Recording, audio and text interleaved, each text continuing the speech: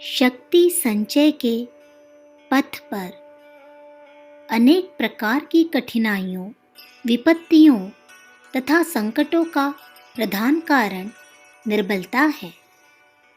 निर्बल के ऊपर रोग, नुकसान, अपमान, आक्रमण आदि के पहाड़ आए दिन टूटते रहते हैं। निर्बलता में एक ऐसा आकर्षण है जिससे विपत्तियां अपने आप आकर्षित हो जाती है।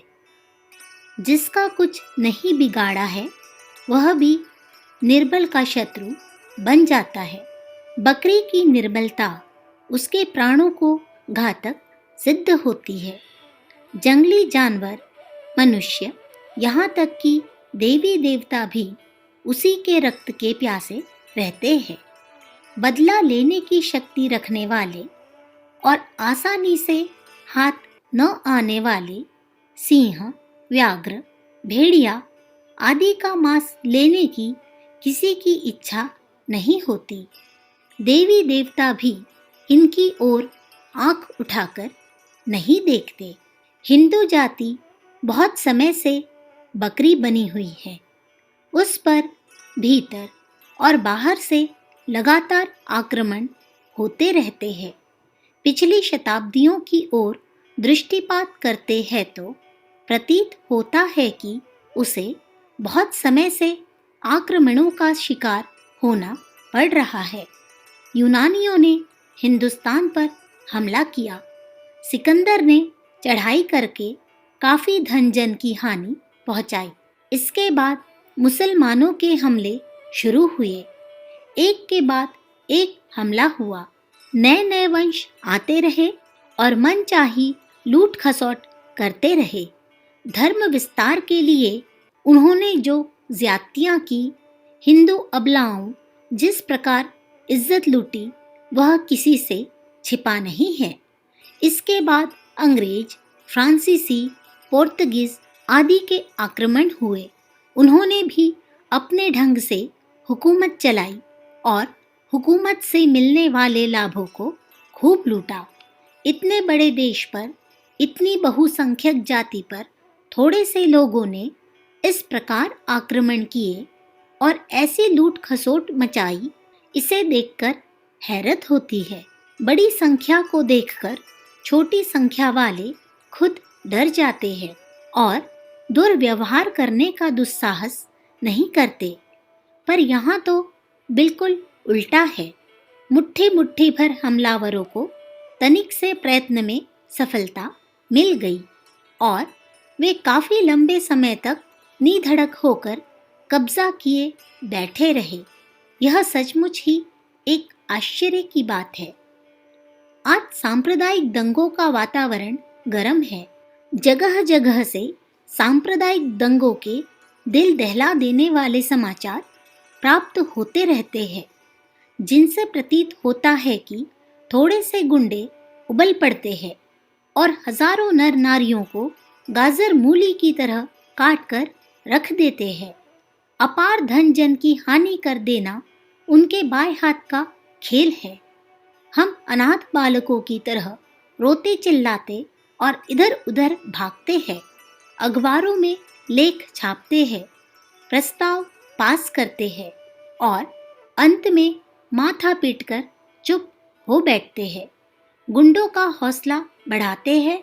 वे एक के बाद दूसरा आक्रमण अधिक जोर से करते हैं और अधिक उत्पात मचाते हैं।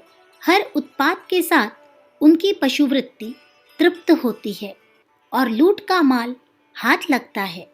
इस घटनाक्रम की बार बार पुनरावृत्ति होती रहती है।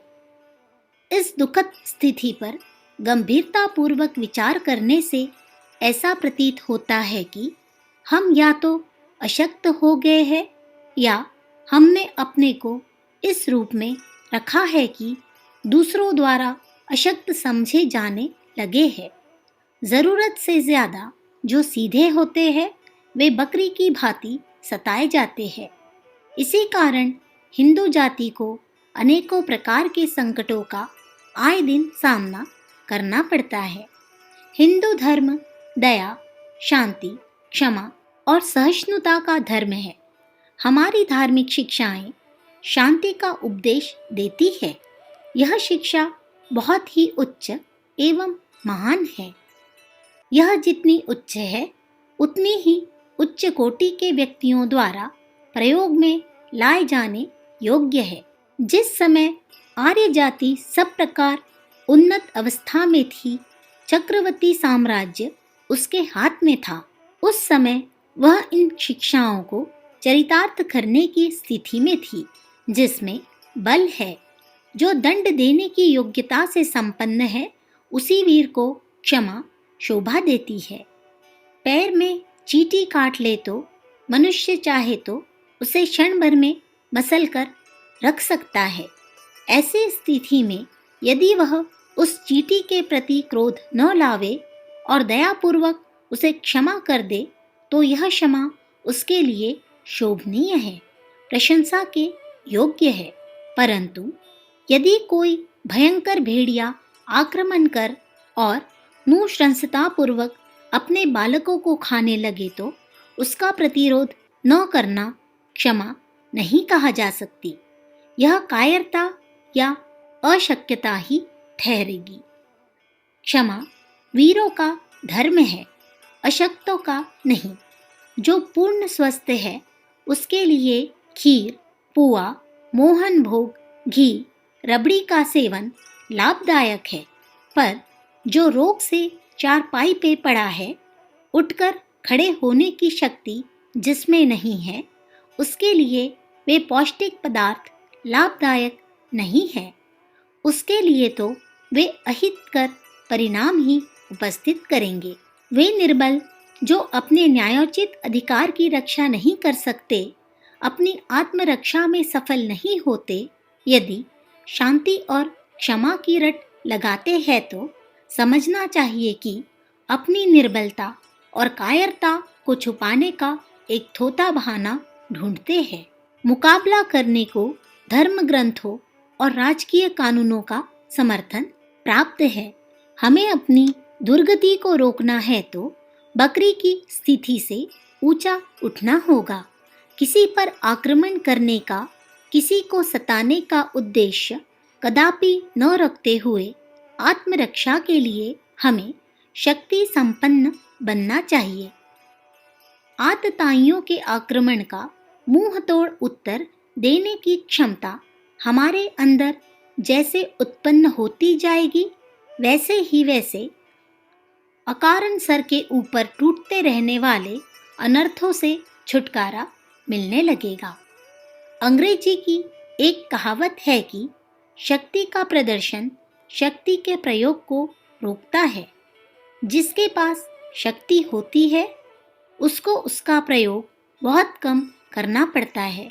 उसका परिचय पाकर ही दुष्ट लोग दहल जाते हैं और दुष्टता का दुस्साहस करने की हिम्मत नहीं पड़ती।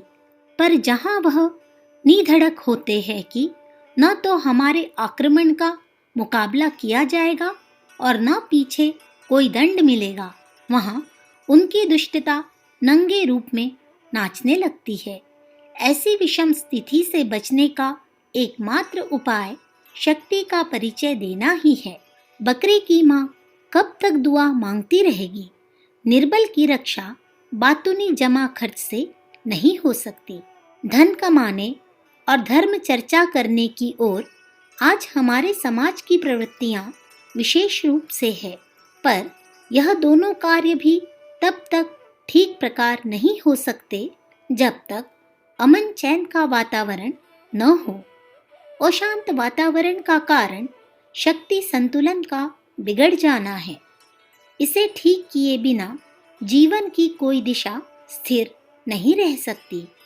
आज समय का तकाजा है कि हम अपनी निर्बलता और कायरता को निकाल फेंके, संगठन करे, शारीरिक बल बढ़ावे, आत्मरक्षा के लिए लाठी आदि की शिक्षा प्राप्त करे और मुसीबत के समय एक दूसरे की सहायता करते हुए आतताइयों के आक्रमण को विफल बनाने की तैयारी करें।